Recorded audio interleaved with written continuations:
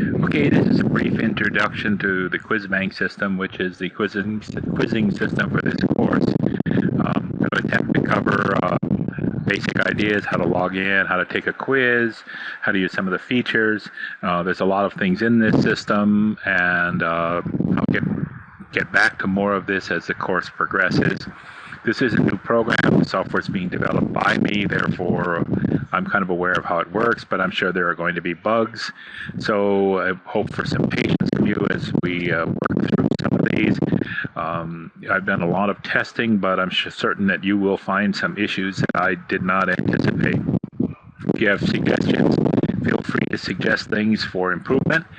And even though the software is important, what we've really been spending a lot of time is on getting good questions and their relationship to you learning the material of statistics. The login for this, as also cited in your Laulima system, which is the easiest way to get to it, is just to go to Laulima and click on quiz, is hoilona.com/quizbank. You're going to receive an initial screen. You're going to be prompted for a login, and you use your email address. So, like if you were Bigfoot at Hawaii.edu, your login is Bigfoot, and your initial password is Aloha, and then you will change the password to whatever you want. Or you can log in by clicking up in the upper right-hand corner in the system, or the system will force you to log in if you try to use a function that is constrained or restricted. At this point, I'm going to start a demonstration.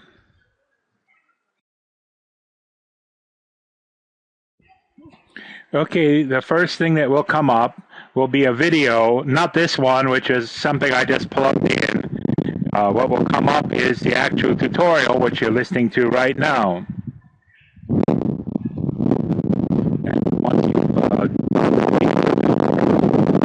then it will go back to this screen, and you can replay the tutorial at any time from this screen. At this point, I want to register into a course, so I'm going to click register.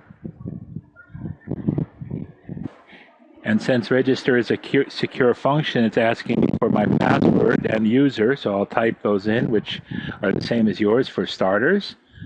And then I can choose the course I'm taking, which I'm going to take Business 320 Stats. And again, it's going to do this tutorial thing. So now I want to go and say, yes, that's the course I want to work with. Now I can click on Take a Quiz. It'll present me with a list of the chapters. I can click this to say I want to take the quiz as practice, and you're allowed up to 3 chances on practice. So if I click this, then it won't count. If I don't click it, then this quiz would count. And you do have multiple times to take a quiz. Then you're presented with the question. You would answer the question and choose next, and you get the next question. And then you choose next and get the next question. Or you can do a drop down here and jump to any question in the list you want to. Right here is a list of all the questions that you haven't answered yet. You can mark a question for review, which just means that over here, even if you've answered the question, it's going to go into a list to remind you that you want to relook at this question before you finally grade it. Maybe there was something about the question you said, I'm going to answer it, but I don't know what the answer is. There's also the possibility that you might want to mark a question as bad. In that case, you're saying, gee, I've read this question, but it really is a dumb question. There's something wrong with the wording. It doesn't fit in the chapter. There's just something I object to. You can also change the size of the text in case you're having a hard time reading. You can go to the largest that is possible. That's as large as it actually will go. And sometimes you'd say, you know what, I'm just going to take my chances. I'm going to hit switch. And when you hit switch, the current question, which was number 13, is picked from some other question. So there's a substitute of a question. You can substitute up to 3 times. So that means if you get a question, you can mark it bad and answer it, or you could mark it and switch to some other question, so it'll substitute a different question, and you never know what you're going to get. You're going to get another question pulled out of the question bank. When you're done with all of your questions, when you've answered them all, then normally this will change to a grade quiz, but right now, because I'm in the middle of, and I don't really want to answer 25 questions, I'm going to hit quit, and then it's going to go ahead and grade it for me. I can then hit review, and I can go question by question through the correct answers. And if I want to, I can then protest anything.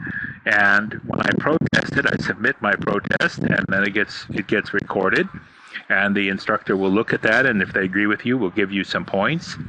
I go back to this, and now I can also I can review a quiz at any time. So here's the first quiz, the first instance of it that I took, which is the same thing we just saw a moment ago.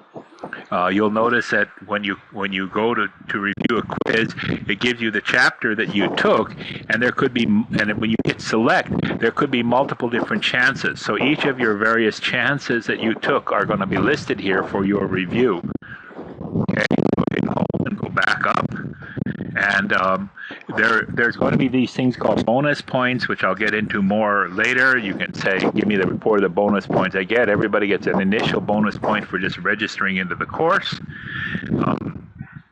And then this group question review, I'll explain at a later time. So those are the most important functions to get you started into the system. You also can go here to update your account, which is your cell phone and your alternative address and so on. And you can also submit a comment on something, and this is still under development, so it's not quite working yet, but you'll be able to submit comments about just about anything in the class that you want to, that don't fall within some other way to submit a comment. And then, of course, you can click on the tutorial and view the tutorial again, but the preferred way is just to go back to the main page and do it from there. Okay, that's it.